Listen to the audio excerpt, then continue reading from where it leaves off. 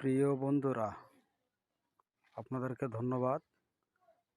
আপনারা ওয়ালের মধ্যে সুন্দর করে ঘোলা বানিয়ে ওয়ালে দেবেন, দেওয়ার পরে সুন্দরভাবে প্লাস্টার করবেন।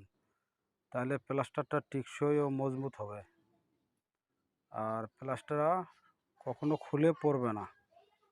প্রিয় বন্ধুরা, আপনারা দেখবেন এই যে এইভাবে পাটটা মারতে হবে সুন্দরভাবে নিচ থেকে উপর পর্যন্ত। আর প্লাস্টারের মশলা নিম্ন 1/2 ইঞ্চি থুইতে হবে প্লাস্টার।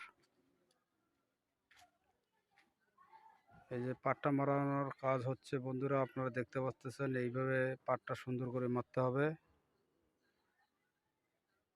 এইভাবে পাটটা মারতে হবে প্রিয় বন্ধুরা,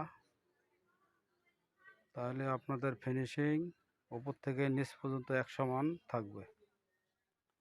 সবাইকে নমস্কার, ধন্যবাদ, ভালো থাকবেন। আর আমার এই চ্যানেলটা সাবস্ক্রাইব করে পাশে থাকবেন।